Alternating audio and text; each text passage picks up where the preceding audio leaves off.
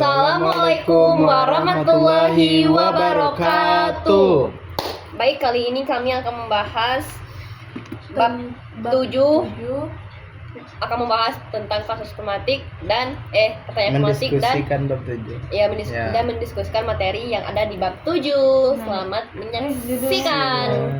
Nah, kalau untuk judulnya sendiri itu pengembangan modul ajar atau RPP sekolah dasar, mengintegrasikan tujuan, asesmen, model pembelajaran, diferensiasi, media, LKPD, dan refleksi berbasis OB dan deep learning. Ya.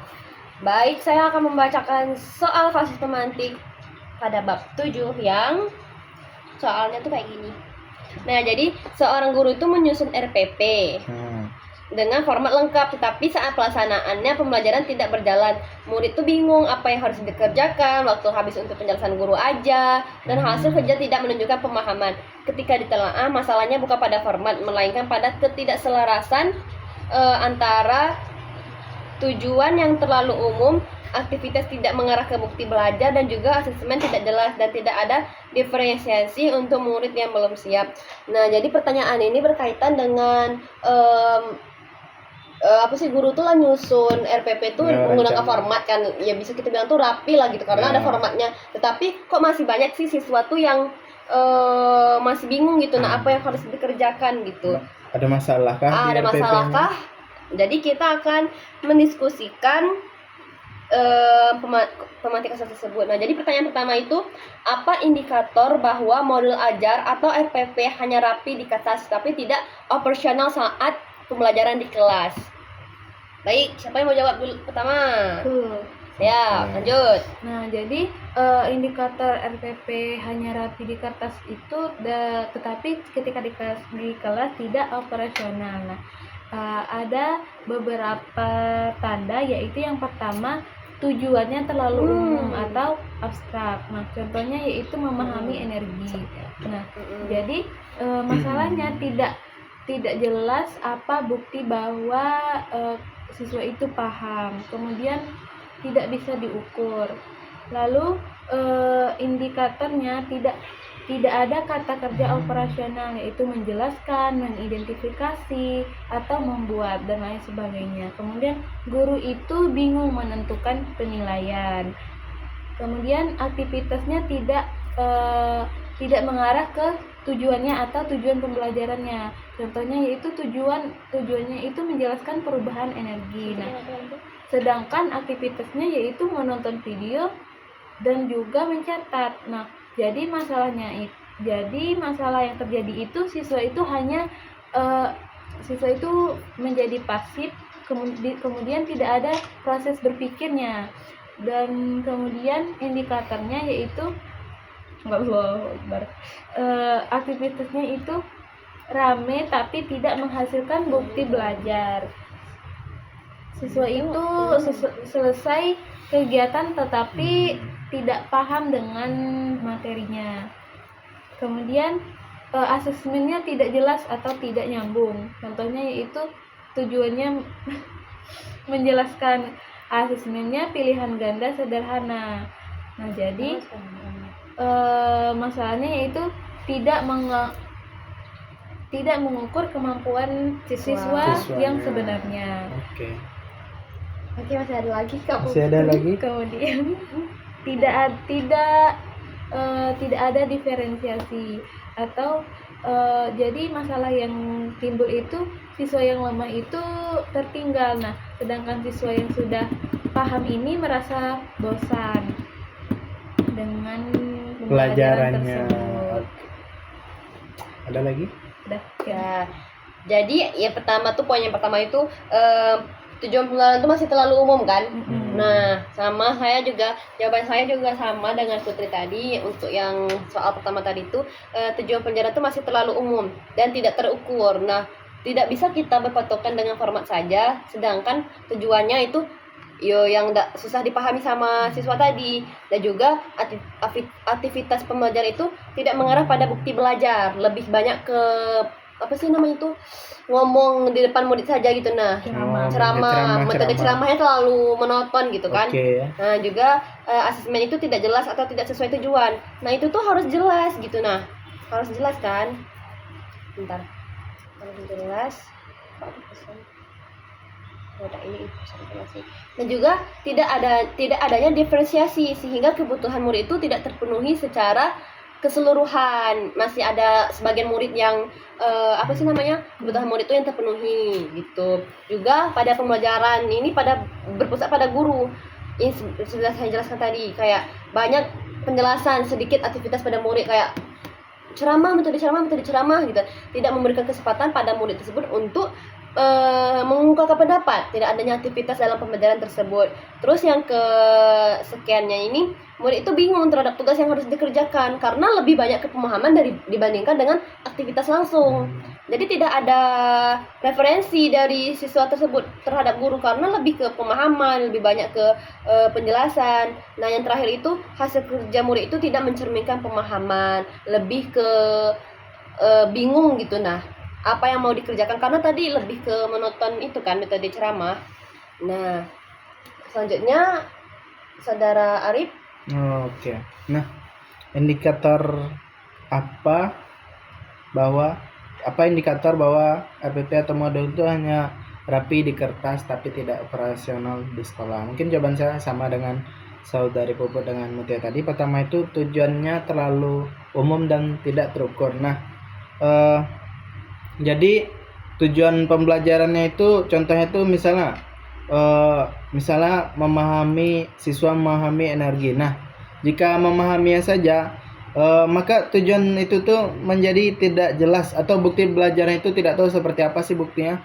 Nah, mungkin bisa diganti dengan siswa mampu menjelaskan konsep energi dengan lancar atau di depan kelas. Nah, kemudian ada instruksi kegiatan yang membingungkan siswa. Nah,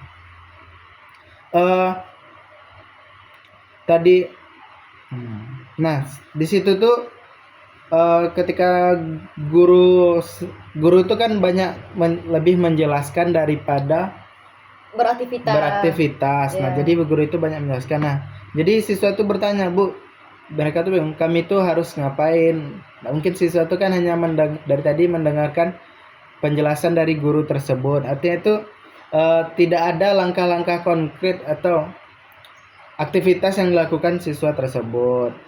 Nah, hanya mendengarkan ceramah guru tersebut. Nah, kemudian guru lebih dominan daripada siswa. Nah, seperti itu tadi. Nah, jadi waktu itu habis hanya untuk penjelasan konsep dari guru saja, bukan aktivitas yang bermakna oleh siswa tersebut.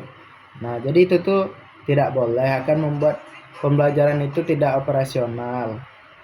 Jadi sebaiknya pembelajaran itu harus berpusat kepada siswa. Jadi mereka itu harus bisa misalnya tuh mencari pengetahuannya sendiri gitu. Nah, seperti mereka bisa mengamati langsung dari misalnya konsep sumber energi. Nah, jadi mereka itu bisa mengamati langsung nih sumber energinya. Kemudian mereka bertanya kan sumber energi dan perubahannya. Nah, kemudian mereka bertanya bagaimana sih energi ini bisa berubah menjadi ini gitu. Nah, setelah itu aktivitas pembelajaran tidak menghasilkan produk atau bukti belajar. Nah, jadi dengan guru tadi hanya berceramah, hanya memberikan penjelasan, lebih dominan memberikan penjelasan saja, maka aktivitas dari pembelajaran itu tidak akan menghasilkan produk gitu. Nah, atau bukti belajar bagi siswa tersebut. Jadi pembelajaran itu tidak bermakna. Nah, misalnya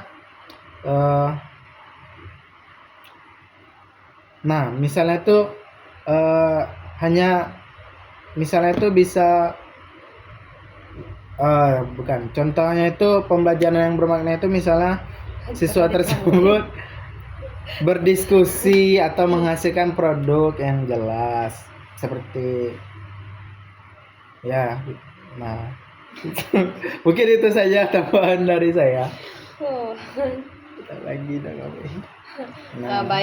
Baik, terima kasih semua atas pemaparan jawaban untuk soal pertama itu. Kemudian pertanyaan yang kedua yaitu bagaimana mengecek alignment atau alignment tujuan aktivitas asesmen secara cepat sebelum mengajar. Nah, lanjut. Jadi, cara mengecek alignment tujuan aktivitas asesmen secara cepat sebelum mengajar sebenarnya bisa dibuat secara sangat praktis. Tidak perlu menganalisis, tidak perlu analisis panjang. Intinya yaitu pastikan apa yang dituju, apa yang dilatih, dan apa yang akan dinilai. Nah, jadi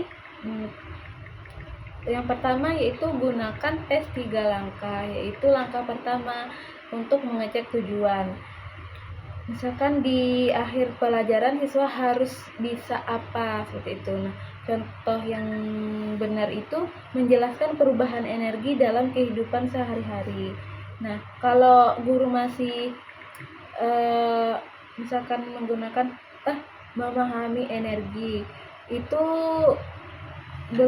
terlalu umum dan belum jelas. Kemudian yang kedua yaitu mengecek asesmen atau bukti belajar. Nah, guru itu menanyakan bukti nyatanya apa yang bisa saya lihat atau ibu guru dengar dari siswa tersebut. Nah, jadi siswa itu harus menjelaskan perubahan energi pada alat atau siswa itu mengisi LKPD analisis. Nah, dengan langkah seperti itu guru bisa menilai siswa ini sudah paham atau belum terhadap konsep energi tadi. Kalau jawabannya belum jelas berarti belum paham. Kemudian langkah yang ketiga yaitu cek aktivitas. Nah, guru itu menanyakan apakah kegiatan yang ibu guru rancang benar-benar melatih kemampuan tersebut. Nah, contohnya diskusi. Iya, itu melatih melatih siswa itu menjelaskan di depan teman-temannya. Kalau misalkan hanya menonton video saja itu tidak cukup. Kemudian guru bisa menggunakan tabel alignment. Misalkan yang ada komponennya, ada isinya, kemudian kalau sudah tercapai, nah guru itu bisa men-checklist pada tabel tersebut. Selanjutnya, Put. Kemudian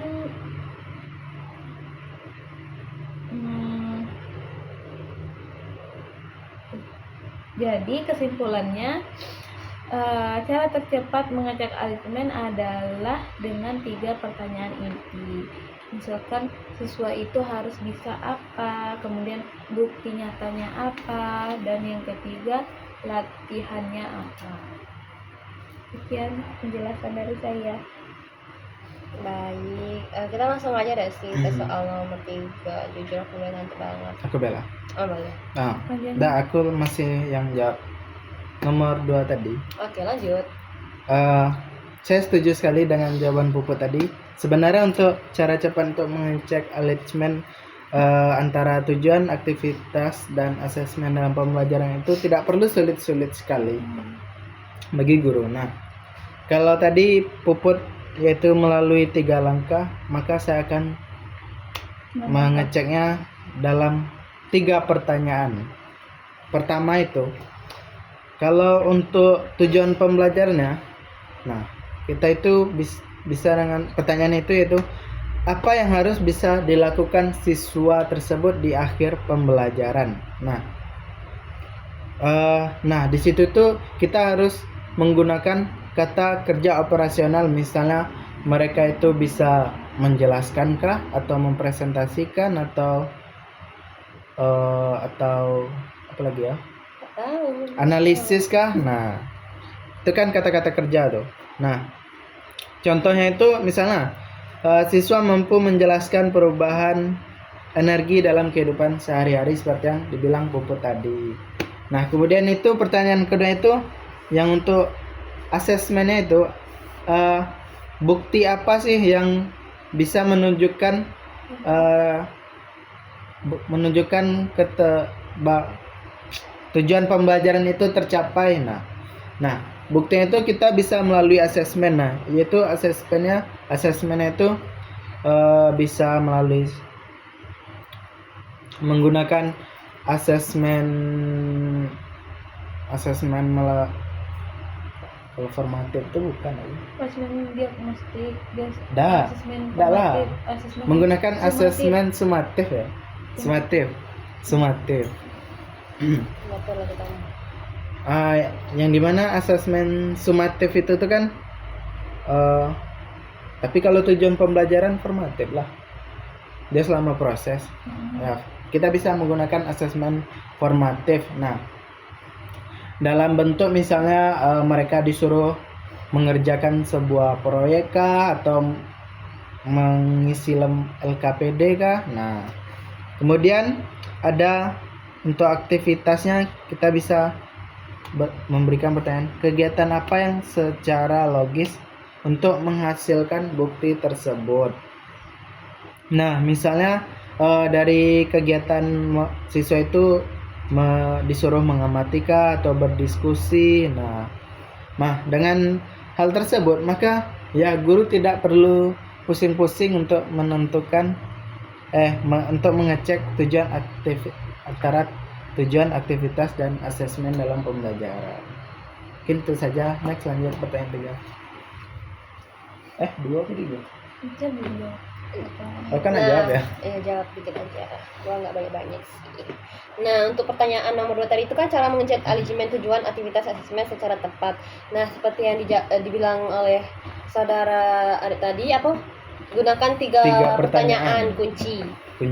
Nah, apa yang harus murid itu bisa lakukan atau yang mereka hasilkan, juga bukti apa sih yang menunjukkan bahwa murid itu sudah mampu. Nah, yang ketiga itu aktivitas apa yang dapat menghasilkan bukti tersebut. Nah, jadi juga ada kayak checklist cepat ya. Setiap indikator tuh memiliki bukti belajar yang jelas. Dan juga aktivitas mengarah langsung pada tujuan, dan juga asesmen mampu mengukur kualitas, bukan hanya sekedar selesai gitu. Nah, dia tuh harus mengukur dulu nih, setelah mereka menghentikan itu mengukur kemampuan siswa itu seperti apa gitu. Nah, bukan hanya sekedar selesai aja gitu. Nah, juga yang terakhir itu ada cek formatif sebelum penilaian akhir. Nah, mungkin situ saja. Yang ketiga lanjut pertanyaan ketiga ada siapa guys? Ya. Pertanyaan yang ketiga Maksud beda apa? itu bagaimana memasukkan diferensiasi dan titik cek format agar semua murid itu bergerak belajar.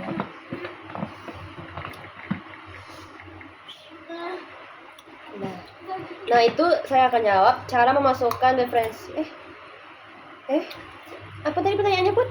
Bagaimana memasukkan diferensiasi dan titik Cek formatif. Nah, kalau jawaban dari saya sendiri itu, yang pertama itu kita kan sudah membahas tadi pada pembahasan di bab 6 itu model diferensiasi. Nah, itu tuh kita melakukan dengan cara memberatkan variasi konten. Maksud dari variasi konten ini materi bertingkat gitu. Nah, dari yang susah maksudnya dari mudah ke yang susah. Tapi tidak yang susah-susahnya gitu, bukan, lebih ke dominan ya. Ada tingkatan lah. Nggak mungkin kalau kita nge-stuck di situ aja kan, kayak yang mudah-mudah gitu aja. Nanti kalau misalkan itu mudah, tetap mudah, nanti tidak ada perkembangan sesuatu kayak udahlah mudah nih gitu. Nah kan. Terus yang kedua itu ada yang namanya memberikan pilihan proses belajar. Kita tanya dulu nih, kalian pada proses pembelajaran ini maunya seperti apa, individu kah atau per kelompok kah atau bagaimana, seperti itu. Nah, selanjutnya itu ada yang namanya memberikan pilihan produk hasil belajar. Memberikan pilihan produk. Dari hasil kita belajar tadi kan, yang pertama itu pilihan proses belajar. Nah, kita tawarkan nih pilihan produk apa yang digunakan sesuai dengan yang telah kalian pelajari gitu. Nah, juga yang terakhir itu ada yang namanya mengatur lingkungan belajar sesuai dengan kebutuhan murid. Nah, apa yang dibutuhkan murid, nah kita menyesuaikan dengan lingkungan belajar tersebut, seperti itu. Dan yang kedua itu ada yang namanya Yang pertama tadi ada diferensiasi, dan yang kedua itu ada namanya titik cek formatif. Nah, kita tuh dapat dapat dilakukan melalui seperti yang pertama, pertanyaan cepat, yaitu kalau istilah itu apa nih, hand question. Nah, yang kedua itu kita bisa melakukan uji coba pada akhir pembelajaran, dan yang terakhir itu ada yang namanya checklist proses kerja murid. Nah, misalkan proses kerja murid ini kalau menurut saya itu lebih baik kayak udah maksudnya kayak udah pas di checklist gitu. Nah, disesuaikan kayak listan untuk proses murid tersebut. Nah, jadi mungkin itu saja dari saya, dari teman-teman seperti apa. Oke. Pertanyaannya itu, mana pertanyaannya? Bagaimana masukkan diferensiasi dan titik cek formatif agar semua murid bergerak belajar? Nah,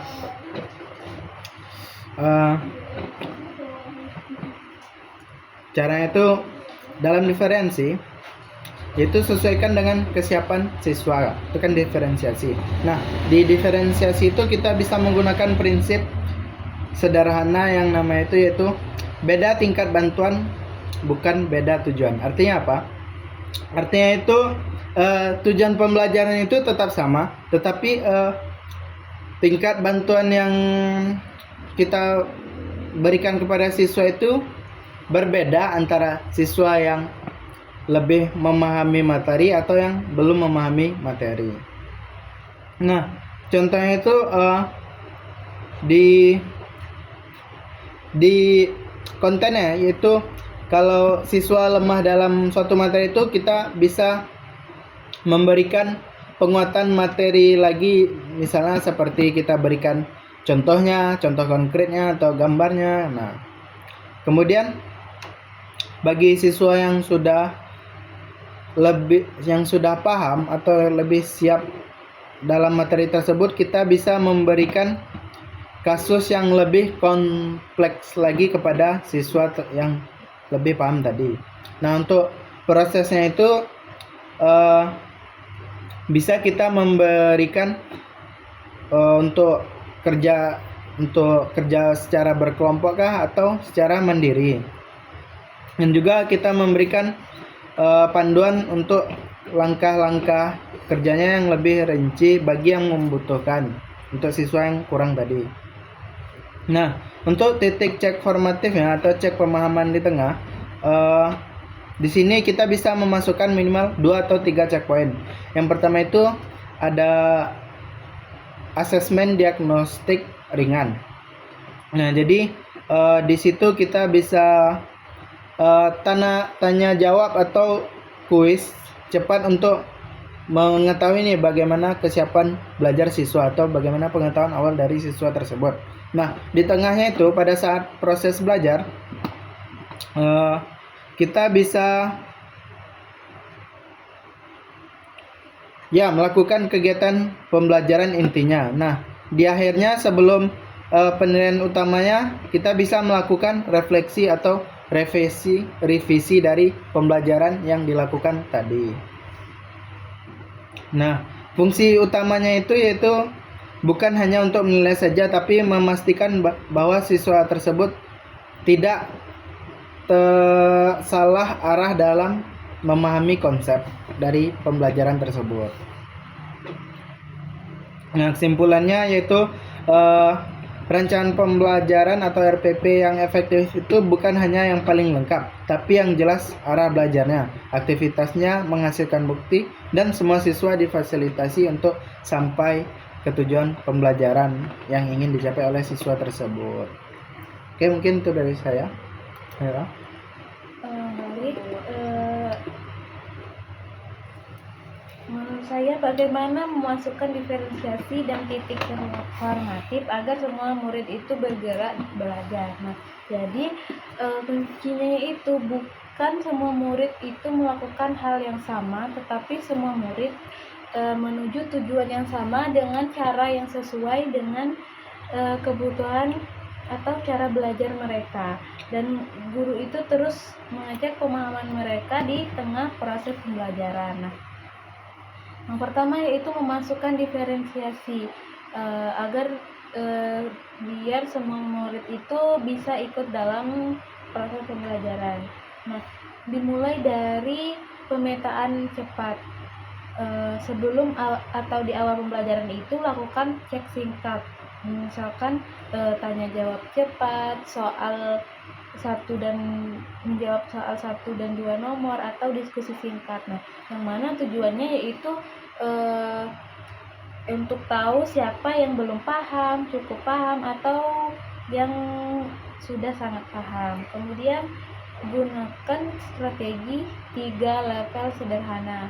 Tidak perlu banyak variasi, cukup dengan yang pertama yaitu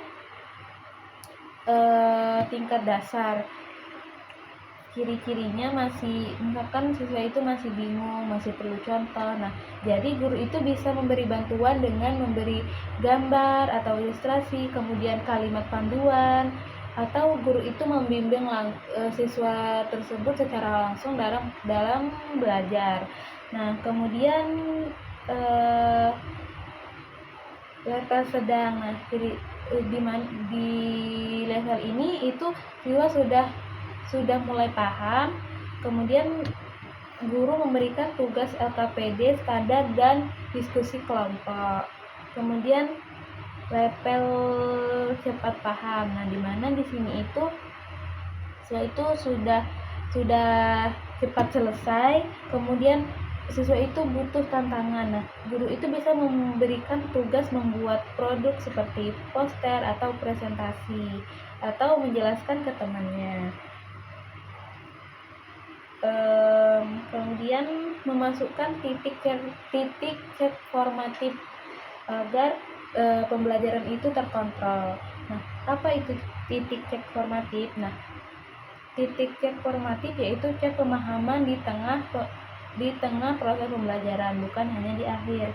Yang mana tujuannya itu untuk tahu siapa yang sudah paham, kemudian guru bisa memperbaiki pembelajaran pada saat itu juga. Kemudian guru itu mengecek pengetahuan awal siswa sebelum materi. Nah, tujuannya yaitu untuk mengecek kesiapan siswa dalam belajar. Contohnya energi listrik bisa merubah apa, kemudian saat proses pembelajaran. Nah, itu saat proses pembelajaran itu yaitu tujuannya untuk mengecek pemahaman murid. Nah, guru itu bisa, misalkan guru itu monitoring siswa, kemudian guru itu mempertanyakan ke satu-satu per kelompok gitu, kemudian melihat hasil sementara proyek yang sedang dilakukan oleh siswa. Dengan contoh, misalkan guru itu coba jelaskan ini termasuk perubahan energi apa, seperti itu. Kemudian cek hasil belajar, yang mana tujuan cek sebelum penutup, yaitu tujuannya yaitu untuk Itu jam berapa? cek hasil belajar dengan misalkan suatu pertanyaan singkat atau refleksi. Jadi kesimpulannya yaitu agar semua murid itu tergerak untuk belajar, gunakan diferensiasi sederhana, kemudian sisipkan titik cek formatif di awal, di tengah, dan di akhir. Kemudian gunakan hasil cek untuk langsung menyesuaikan pembelajaran dengan kebutuhan peserta didik. Jadi pembelajaran bukan lagi menyampaikan materi, tetapi mengawal proses pembelajaran setiap murid. Baik, itu saja penjelasan dari saya.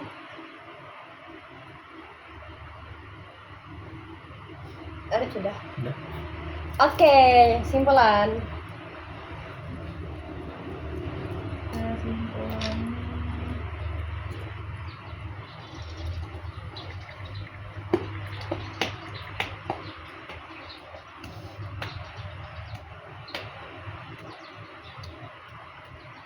nah, jadi kesimpulannya yaitu pengembangan modul atau RPP yang efektif bukan terletak pada kelengkapan format, tetapi bagaimana keselarasan atau alignment dan keterlaksanaannya di kelas. Nah, pembelajaran akan berjalan baik jika tujuan, aktivitas, dan asesmen saling terhubung, serta dirancang untuk benar-benar menghasilkan bukti belajar yang nyata. Agar semua murid itu bergerak untuk belajar, nah guru itu perlu menyusun tujuan yang jelas dan terukur, kemudian merancang aktivitas yang langsung melatih tujuan, kemudian menentukan asesmen sebagai bukti konkret pencapaian. Kemudian menerapkan diferensiasi sederhana agar semua murid itu terfasilitasi. Kemudian menyisipkan titik cek format awal, tengah, dan akhir untuk memantau dan memperbaiki proses belajar secara langsung. Dengan demikian, modul ajar atau RPP tidak hanya rapi di kertas, tetapi benar-benar terlaksanakan pada saat di kelas, membuat siswa itu aktif, memahami materi secara mendalam, dan mencapai tujuan pembelajaran secara optimal. Sekian diskusi kami pada buku ajar bab 7 kami akhiri. Wassalamualaikum warahmatullahi wabarakatuh.